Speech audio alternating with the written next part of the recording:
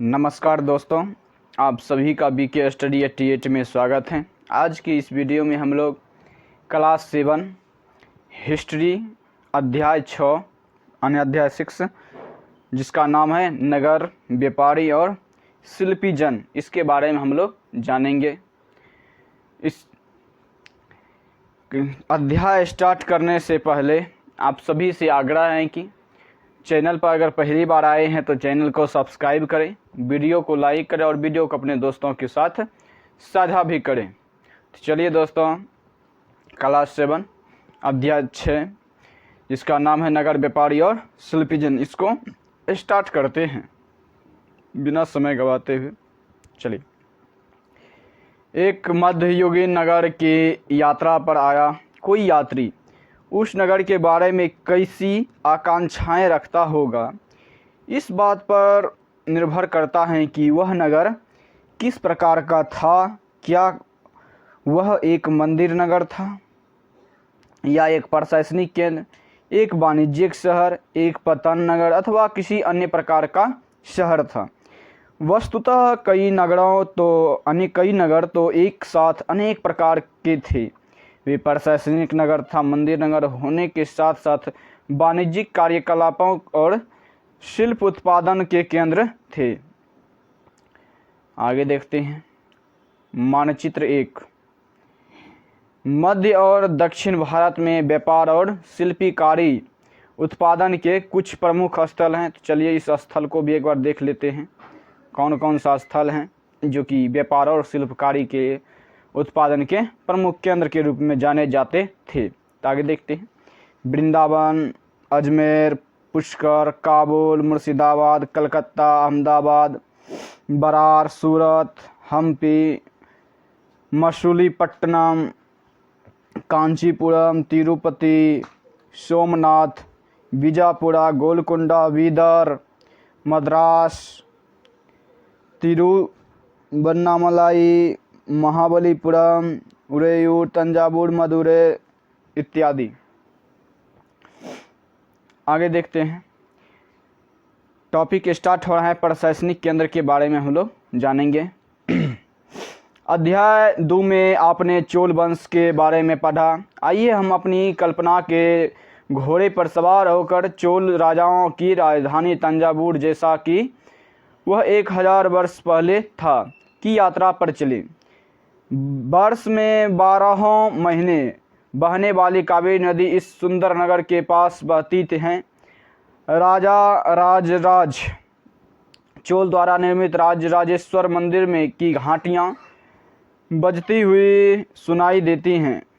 राजराजेश्वर मंदिर की घंटियां सुनाई देती हैं।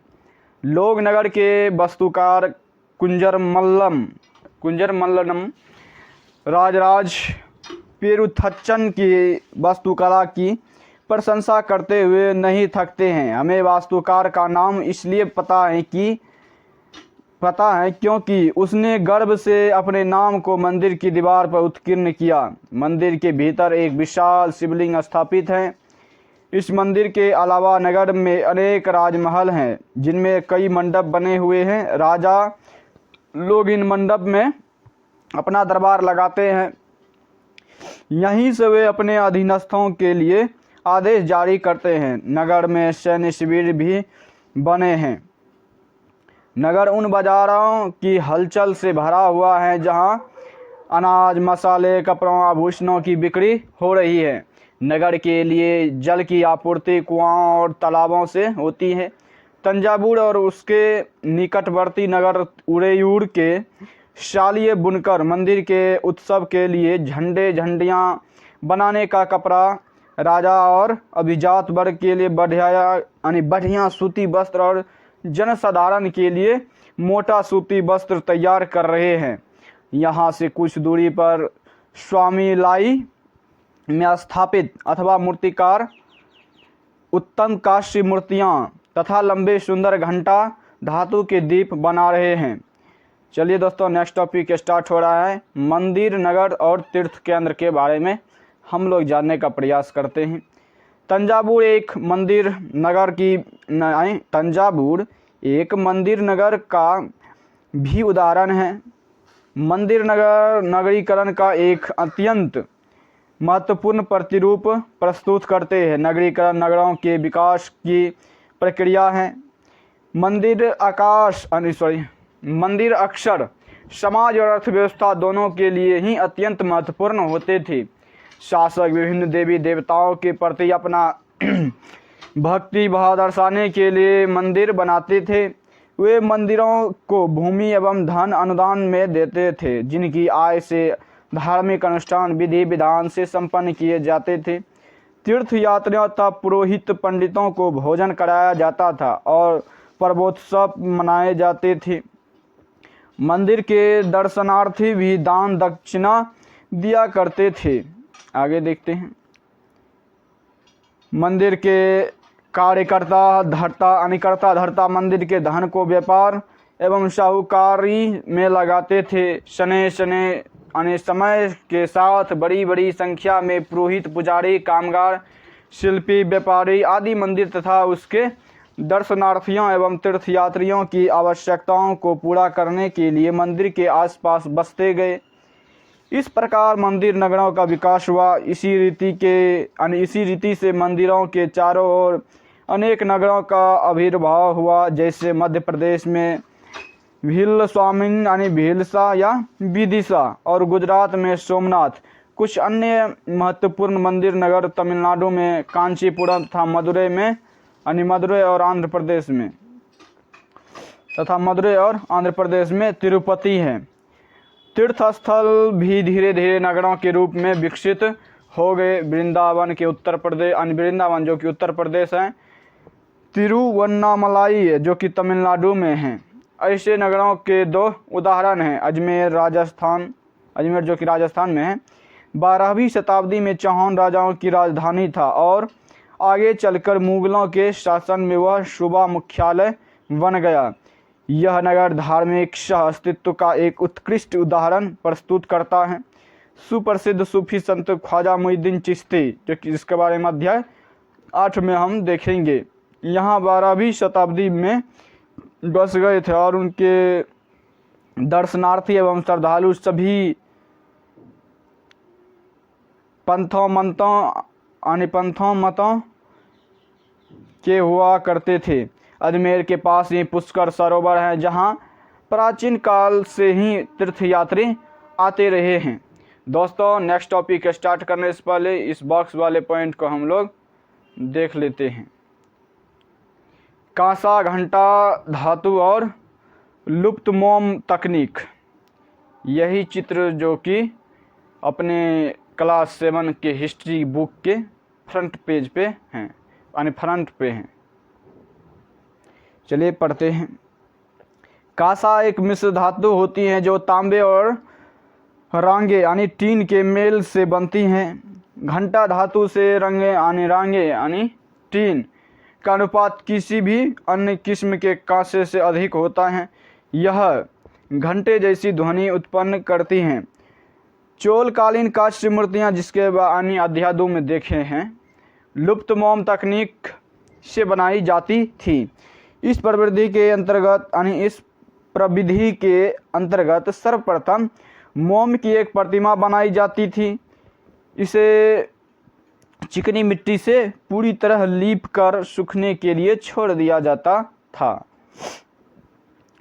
जब वह पूरी तरह से सूख जाती थी तो उससे गर्म किया जाता था और उसके मिट्टी के आवरण में एक छोटा सा छेद बनाकर उस छेद के रास्ते सारा पिघला हुआ मोम बाहर निकाल लिया जाता था। फिर चिकनी मिट्टी के खाली सांचे में उसी छेद के रास्ते पिघली हुई धातु भर दी जाती थी। वाह, बहुत अच्छा है जी तकनीक। जब वह धातु ठंडी होकर ठोस हो जाती थी तो चिकनी मिट्टी के आवरण को सावधानीपूर्वक हटा दिया जाता था और उसमें से निकली प्रतिमा को साफ करके चमका दिया जाता था। वाह, बहुत अच्छा विधि है जी। इस विधि को अपनाना चाहिए, अपनाते भी होंगे मूर्तिकार हम तो नहीं जानते हैं इतना, लेकिन अपनाते ज़रूर होंगे। आपके विचार में इस प्रविधि के प्रयोग को क्या क्या लाभ थे, यानी क्या क्या लाभ थे? बहुत कुछ था जी। चित्र नंबर 1, काष्ठ मूर्तियाँ जिसमें कृष्ण को नाग राक्षस कालिया को काबू करते दिखाया गया है। आगे देखते हैं। टॉपिक स्टार्ट हो रहा है, इससे पहले बॉक्स वाले पॉइंट को देख लेते हैं। नगर का एक बाजार का चित्र है नीचे। अपने जिले के नगरों की सूची बनाइए तथा उनका प्रशासनिक केंद्र, मंदिर, नगरों, तीर्थ केंद्रों इत्यादि के रूप में वर्गीकरण कर सकते हैं। जैसे अपने अपने ज़िले के नगर के नाम और प्रशासनिक केंद्र कहाँ हैं, इसके बारे में आप सूची एक बना सकते हैं। वहाँ का मंदिर कौन सा बहुत महत्वपूर्ण है, इसको भी, तीर्थ यात्रा कौन सा महत्वपूर्ण है, इसको भी लिख सकते हैं। चलिए नेक्स्ट टॉपिक स्टार्ट हो रहा है। छोटे नगरों का संजाल के बारे में हम लोग जानने का प्रयास करते हैं। 8वीं शताब्दी से ही उपमहाद्वीप यानी उपमहाद्वीप लिखा हुआ, लेकिन यहाँ उपमहाद्वीप होना चाहिए। 8वीं शताब्दी से ही उपमहाद्वीप में अनेक छोटे छोटे नगरों का संजाल सा बिछने लगा था। संभवतः उनका प्रादुर्भाव बड़े बड़े गांवों से हुआ था। उनमें आमतौर पर एक मंडपिका यानी बाद में जिसे मंडी कहा जाने लगा, मंडपिका किसे कहते हैं, बाद में जिसे मंडी कहा जाने लगा, होती थी, जहां आसपास के गांव वाले अपने उपज बेचने के लिए लाते थे। उनमें ऐसी गलियां थी जहां दुकानें एवं बाजार थे, जिन्हें हट यानी बाजार, बाद में इसको हाट कहा जाने लगा, हट को बाद में हाट कहा जाने लगा, हट कहा जाता था। इसके अलावा भिन्न भिन्न प्रकार के कारीगरों तथा शिल्पियों जैसे कुम्हारों, तेलियों, शक्कर बनाने वालों, तारी बनाने वालों, सुनारों, लोहारों, पत्थर तोड़ने वालों आदि के अलग अलग बाजार होते थे। कुछ व्यापारी तो नगर में अस्थायी रूप से बसकर अपना कारोबार करते थे, जबकि कुछ अन्य व्यापारी नगर नगर घूमकर क्रय विक्रय किया करते थे। आसपास और दूर दराज के व्यापारी इन नगरों में स्थानीय उपज खरीदने और दूरवर्ती स्थानों के उत्पादन जैसे घोड़े, नमक, कपूर, केसर, पान, सुपारी और काली मिर्च जैसे मसाले बेचने के लिए आते थे। ये हैं एक नगर का यानी नगर का एक बाजार का दृश्य, बहुत ही सुंदर है जी। उस वक्त ये सब देखने को कभी मिलता ही नहीं है, इतना सुसज्जित तरीके से। चलिए बहुत जैसे जैसे डेवलप होता जाएगा। आमतौर पर कोई सामंत यानी प्रवर्ती काल का जमींदार इस नगरों में या इनके आसपास किलेबंदी कर महल बना लेता था। ऐसे सामंत व्यापारियों, शिल्पकार था, उनके व्यापार की वस्तुओं पर कर लगाते थे और कभी कभी इन करों के संग्रहण का अधिकार उन स्थानीय मंदिरों को प्रदान कर देते थे, जिनका निर्माण स्वयं उनके द्वारा या धनाढ़ व्यापारियों द्वारा कराया गया होता था। ऐसे अधिकारों का उल्लेख अभिलेखों में किया गया है, जो आज भी पाए जाते हैं। आइए देखते हैं। नेक्स्ट टॉपिक स्टार्ट करने से पहले इस बॉक्स वाले पॉइंट को देख लेते हैं। बाजारों पर कर, यह राजस्थान से प्राप्त एक 10वीं शताब्दी के अभिलेख का सारांश है, जिसमें वे शुल्क दिए गए हैं जो मंदिर अपराधिकारियों द्वारा वस्तुओं के ऊपर वसूल किए जा सकते थे, जैसे शक्कर और गुड़, रंग, धागा, रुई, नारियल, नमक, सुपारी, मक्खन, तेल और कपड़ों पर कर लगाए जाते थे। इसके अलावा व्यापारियों पर धातु की चीज़ें बेचने वालों, आसबकों, तेल, पशु चारे और अनाज के बोरों पर भी कर लगाए जाते थे।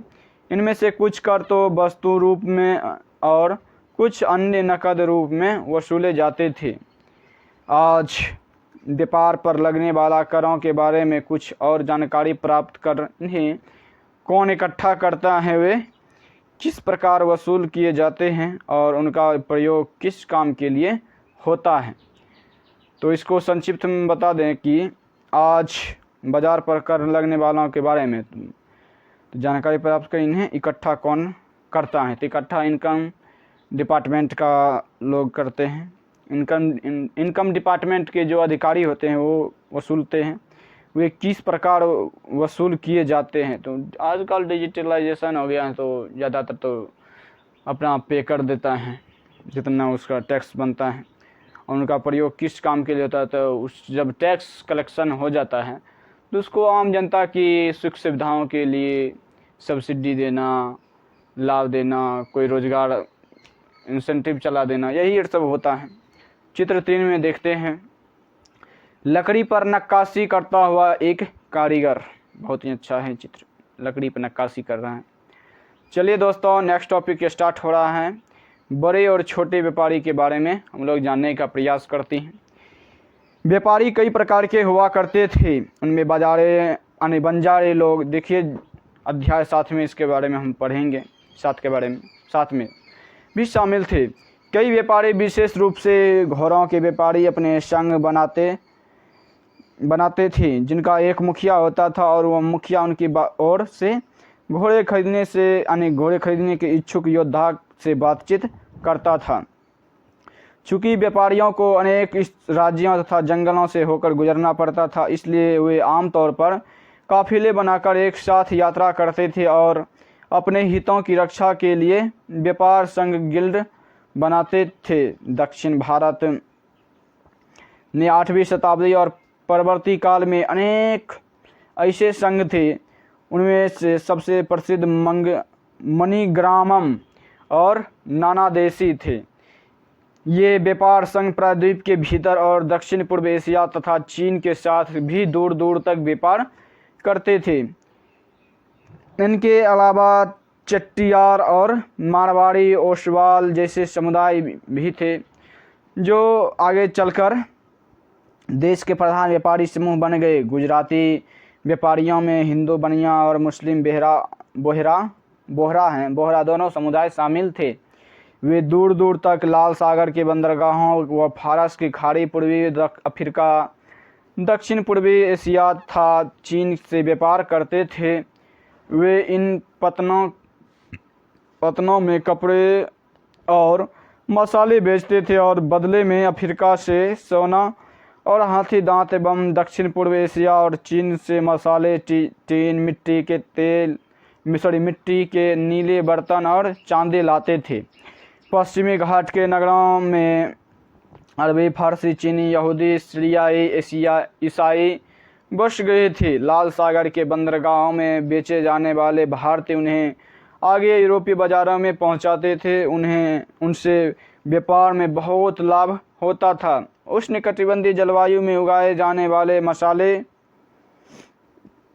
जो कि काली मिर्च, दालचीनी, जायफल,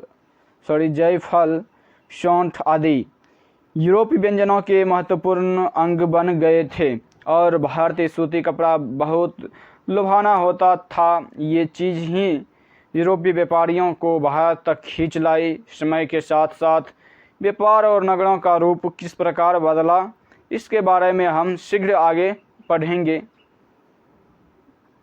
आगे देखते हैं इस बॉक्स वाले पॉइंट में क्या बताया गया है। जैसा कि आप समझ सकते हैं कि इस काल के दौरान लोगों तथा माल को आना जाना लगा ही रहता था। आपके विचार से इस आवाजाही का नगरों तथा गांवों के जनजीवन पर क्या प्रभाव पड़ा होगा? नगरों में रहने वाले कारीगरों की सूची बनाएं। नगरों में बहुत सारा कारीगर रहते हैं, लोहार रहता है, कुम्हार रहता है, राजमिस्त्री रहते हैं, बहुत सारा मनिहारी और इत्यादि। आगे देखते हैं, काबुल के बारे में बताया गया है इस बॉक्स में, तो देख लेते हैं। काबुल अपने पहाड़ी और विषम भूदृश्य के साथ 16वीं शताब्दी में राजनीतिक और वाणिज्यिक दृष्टि से महत्वपूर्ण बन गया। काबुल और कंधार सुप्रसिद्ध रेशम मार्ग से जुड़े हुए थे। साथ ही घोड़ों का व्यापार भी मुख्य रूप से इसी मार्ग से होता था। 17वीं शताब्दी में हीरों के एक सौदागर जो बेप्टिस्टे ट्रेवनियर ने अनुमान लगाया था कि काबुल में घोड़ों का व्यापार प्रतिवर्ष 30,000 रुपयों का होता था, जो उन दिनों में एक बड़ी भारी रकम समझी जाती थी। काबुल से मेवे, खजूर, गलीचे, रेशमी कपड़े और ताज़े फल ऊँटों पर लाद कर लाए जाते थे और उपमहाद्वीप तथा अन्य भागों में बेचे जाते थे। इनके अलावा गुलाम भी बिक्री के लिए लाए जाते थे। आगे देखते हैं, नेक्स्ट टॉपिक स्टार्ट हो रहा है। नगरों में शिल्प के बारे में हम लोग जानते हैं। बीदर के शिल्प तांबे तथा चांदी में जराई का काम के लिए इतने अधिक प्रसिद्ध थे कि इस शिल्प का नाम ही बीदरी पड़ गया। पंचाल और अर्थात विश्वकर्मा समुदाय, जिसमें सुनार को कसेरे, लोहार, राजमिस्त्री और बढ़ई शामिल थे, मंदिरों के निर्माण के लिए आवश्यक थे। इसके अलावा वे राजमहलों में बड़े बड़े भवनों, तालाब और जलाशयों के निर्माण में भी अपनी महत्वपूर्ण भूमिका अदा करते थे। इसी प्रकार सालियार या केकलोलार जैसे बुनकर भी समृद्धिशाली समुदाय बन गए थे और वे मंदिरों को भारी दान दक्षिणा दिया करते थे। वस्त्र निर्माण से संबंधित कुछ अन्य कार्य जैसे कपास को साफ करना, काटना और रंगना भी स्वतंत्र व्यवसाय बन गए थे, जिसके लिए विशेषज्ञता की आवश्यकता होती थी। चित्र 4 में क्या दिया है, पीतल के इस मोमबत्ती दान पर काला आवरण है। और चित्र 5 में है शॉल का बॉर्डर, जो कि जिसको शॉल कहते हैं, उस पर बॉर्डर किया गया है। आगे देखते हैं इस बॉक्स वाले पॉइंट में क्या बताया गया है। शहरों के बदलते हुए भाग्य। कई शताब्दियों के लंबे समय में अहमदाबाद, जो कि गुजरात के एक शहर है, बहुत बड़े शहर हैं, जैसे कुछ नगर बड़े व्यापारी केंद्रों के रूप में विकसित हो गए, लेकिन तंजावुर जैसे कुछ अन्य नगर पहले की अपेक्षा विस्तार था महत्व की दृष्टि से सिकुड़ गए। इसी काल में पश्चिम बंगाल में भागीरथी नदी के तट पर स्थित मुर्शिदाबाद रेशमी वस्त्रों के प्रमुख केंद्र के रूप में उभरा था। वह 1704 ईस्वी में बंगाल की राजधानी बन गया, लेकिन इसी शताब्दी के दौरान उसका सितारा डूब गया, क्योंकि वहाँ के बुनकर इंग्लैंड की मिली से बनकर आए सस्ते कपड़ों के साथ प्रतियोगिता में टिक ना सके। नेक्स्ट टॉपिक स्टार्ट हो रहा है। हम्पी, मसूलीपट्टनम और सूरत। नज़दीक से एक नज़र देखते हैं। हम्पी की वास्तुकला का सौंदर्य के बारे में पहले हम लोग देखने का प्रयास करते हैं। चित्र में क्या दिया गया है, हम्पी के अहाते की टूटी हुई दीवार से बुर्ज का दृश्य। आगे देखते हैं। हम्पी नगर कृष्णा और तुंगभद्रा नदियों की घाटी में स्थित है। यह नगर 1336 में स्थापित विजयनगर साम्राज्य का केंद्र स्थल था। हम्पी के शानदार खंडहरों से पता चलता है कि उस शहर की किलेबंदी उच्च कोटि की थी। किले की दीवारों के निर्माण में कहीं भी गाढ़े चूने जैसे किसी भी जोड़ने वाले मसाले का प्रयोग नहीं किया गया था और शिलाखंडों को आपस में फंसाकर गूंथा गया था। हम्पी की वास्तुकला विशिष्ट प्रकार की थी। वहाँ के शाही भवनों में भव्य मेहराब और गुंबद थे। वहाँ स्तंभ वाले कई विशाल कक्ष थे, जिनमें मूर्तियों को रखने के लिए आले बने हुए थे। वहाँ सुनियोजित बाग बगीचे भी थे, जिनमें कमल और टोडों की आकृति वाले मूर्तिकला के नमूने थे। 15वीं 16वीं शताब्दियों अपने समृद्धि काल में हम्पी कई वाणिज्यिक और सांस्कृतिक गतिविधियों के गुंजायमान रहता था। उन दिनों हम्पी के बाज़ारों में मुस्लिम सौदागरों, चिट्टियों और पुर्तगालियों जैसे यूरोपीय व्यापारियों के एजेंटों का जमघट लगा रहता था।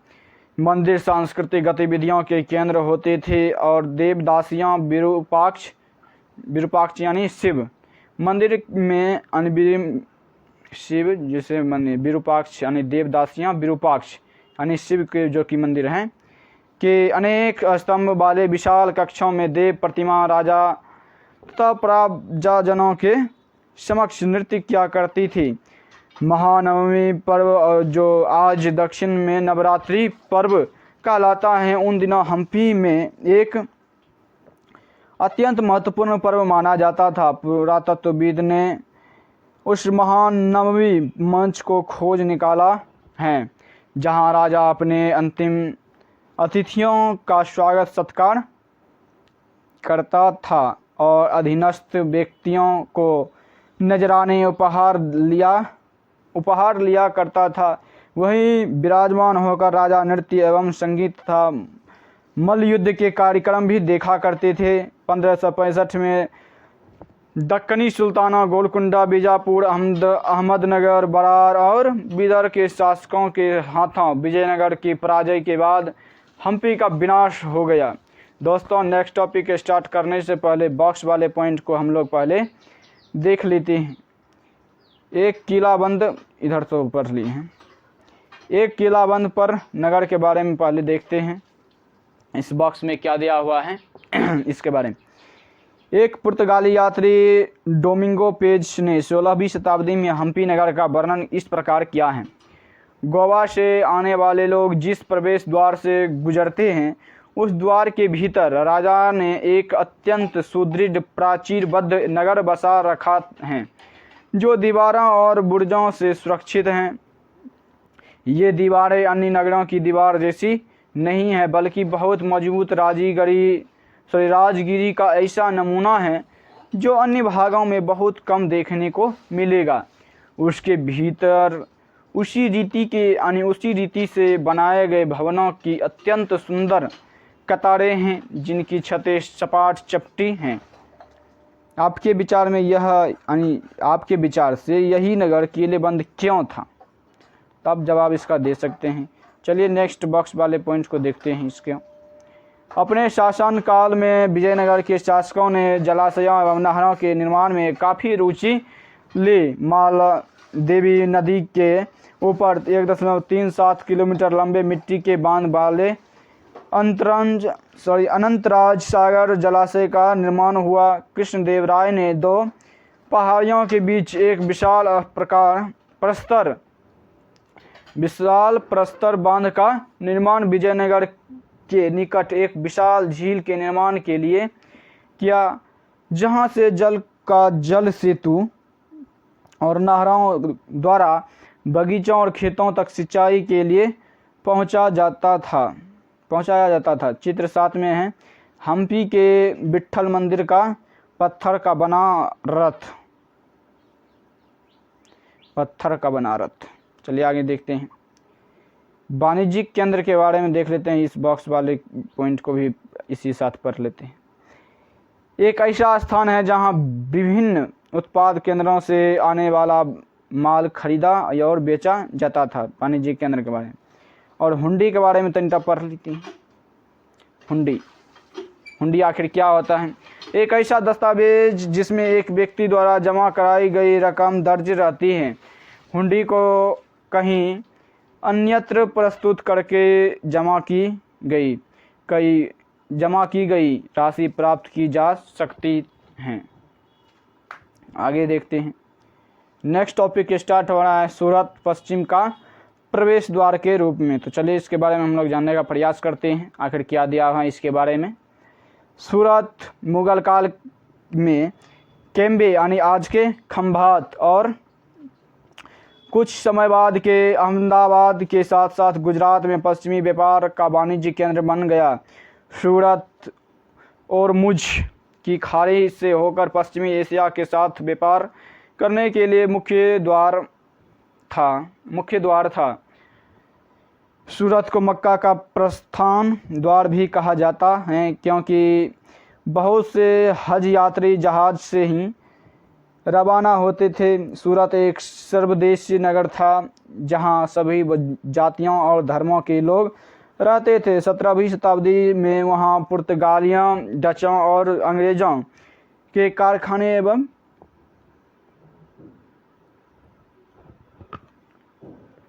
माल गोदाम थे।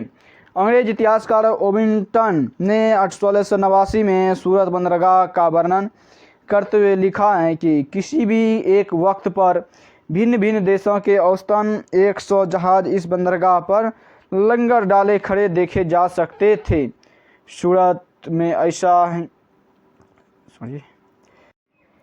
सूरत में ऐसी अनेक दुकानें थी जो सूती कपड़ा थोक और फुटकर कीमतों पर बेचती थी।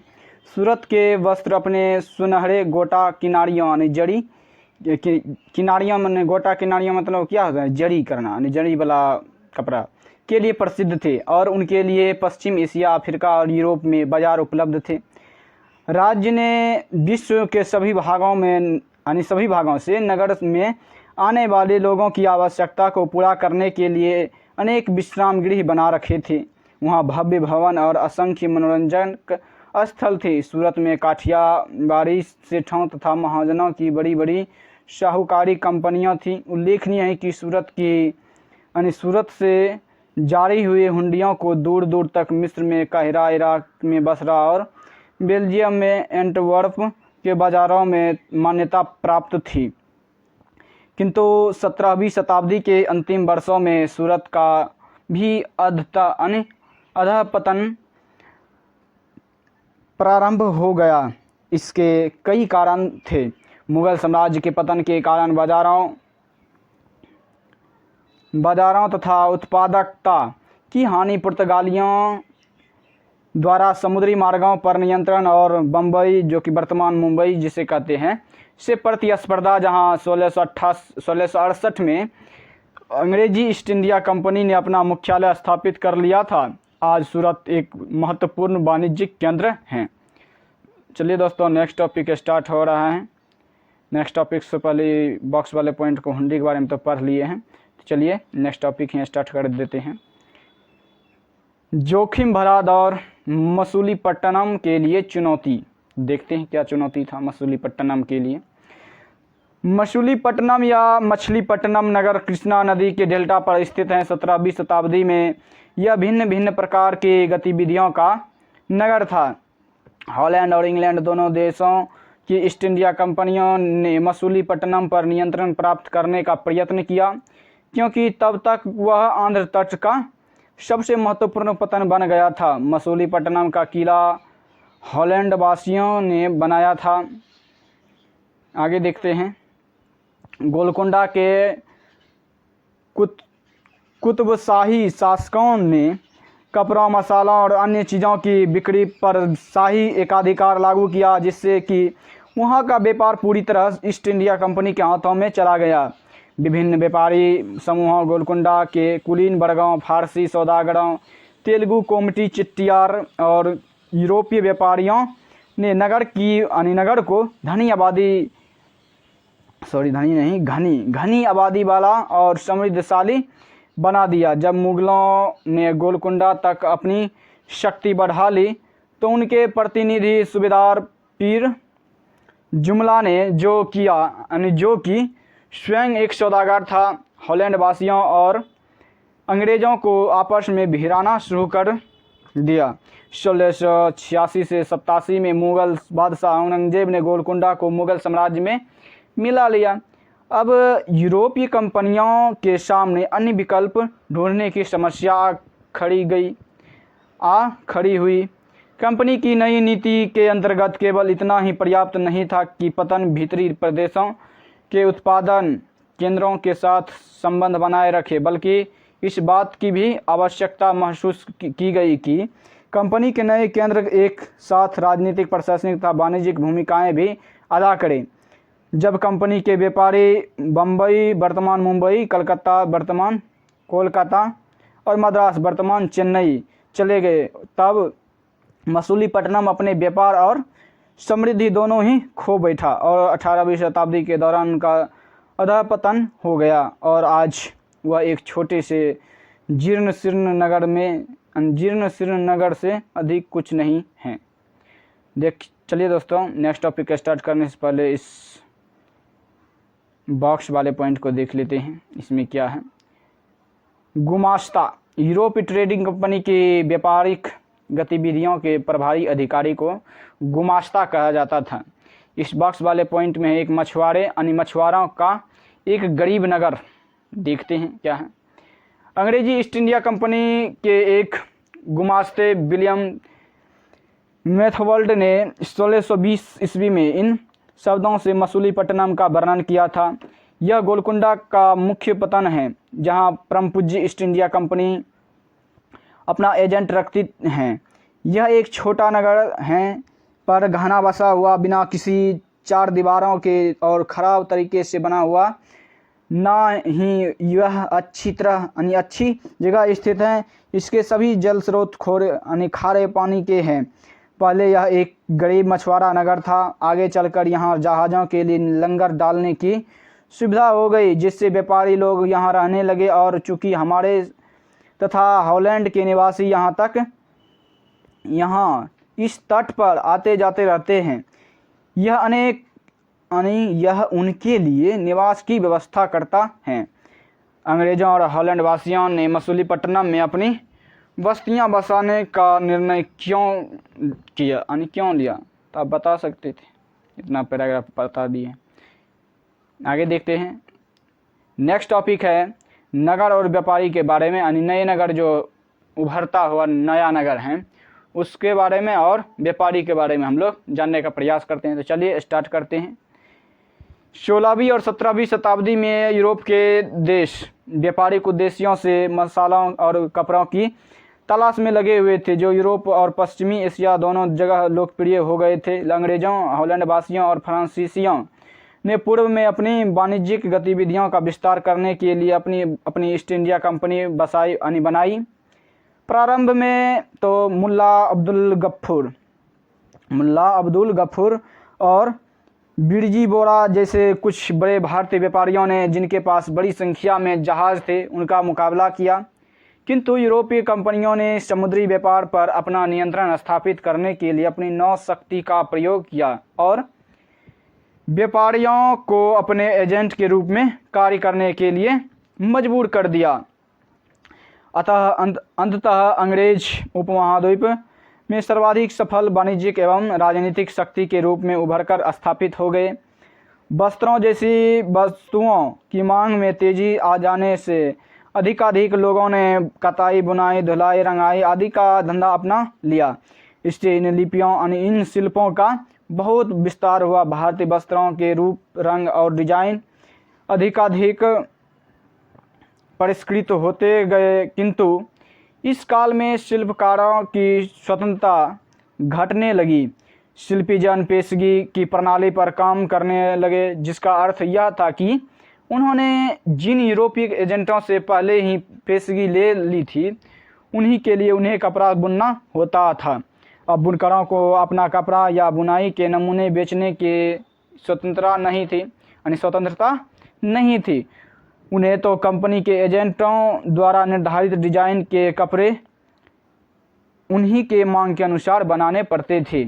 18वीं शताब्दी में बम्बई, कलकत्ता और मद्रास नगरों का उदय हुआ, जो आज प्रमुख महानगर हैं। शिल्प और वाणिज्य में बड़े बड़े परिवर्तन आए। जब बुनकर जैसे कारीगर तथा सौदागर यूरोपीय कंपनियों द्वारा इन नए नगरों में स्थापित ब्लैक टाउन्स में स्थानांतरित हो गए, तो ब्लैक यानी देशी व्यापारियों और शिल्पकारों को इन ब्लैक टाउन्स में सीमित कर दिया गया, जबकि गोरे शासकों ने मद्रास में फोर्ट सेंट जॉर्ज और कलकत्ता में फोर्ट सेंट विलियम्स की शानदार कोठरियों में अपने आवास बनाए। 18वीं शताब्दी में शिल्पकलाओं तथा वाणिज्य की कहानी हम अगले वर्ष पढ़ेंगे। चित्र 8 को देखते हैं। प्रारंभिक 19वीं शताब्दी में बम्बई की एक सड़क का चित्र है, बहुत ही अच्छा है। चलिए दोस्तों, अन्यत्र के बारे में देखते हैं। अन्यत्र में किसके बारे में बताया गया है, क्या बताया गया? वास्को डी गामा और क्रिस्टोफर कोलंबस के बारे में, एक यात्रा के बारे में बताया गया होगा। 15वीं शताब्दी में यूरोपीय नाविकों द्वारा समुद्री मार्ग खोजने के अभूतपूर्व कार्य किए गए। उनमें से अनेक नाविक भारतीय उपमहाद्वीप तक पहुंचने का मार्ग खोजने और मसाले प्राप्त करने की इच्छा से प्रेरित थे। पुर्तगाली नाविक वास्को डी गामा अटलांटिक महासागर के साथ साथ यात्रा करते हुए केप ऑफ गुड से निकलकर और हिंद महासागर के पार करके भारत पहुंचा। उसे अपनी पहली यात्रा को पूरा करने में 1 वर्ष से भी अधिक समय लगा। यह 1498 में कालीकट पहुंचा और अगले वर्ष पुर्तगाल की राजधानी लिस्बन लौट गया। इस समुद्री यात्रा के दौरान उसके 4 में से 2 जहाज नष्ट हो गए और 170 यात्रियों में से केवल 54 ही जीवित बचे। इन प्रत्यक्ष खतरों के बावजूद जो मार्ग खोले या खोजे गए वे अत्यंत लाभकारी सिद्ध हुए और उसके बाद तो अंग्रेज हॉलैंडवासी और फ्रांसीसी नाविकों ने भी उसका अनुकरण करना प्रारंभ कर दिया। भारत पहुंचने के लिए समुद्री मार्गों की खोज का एक अन्य शुभ परिणाम निकला जिसकी किसी को आशा नहीं थी। एक इटलीवासी क्रिस्टोफर कोलंबस ने भारत पहुंचने का मार्ग खोजने के लिए अटलांटिक महासागर को पार करके पश्चिम की ओर यात्रा करने का निश्चय किया। उसका सोचना था कि चूंकि पृथ्वी गोल है इसलिए यह पश्चिम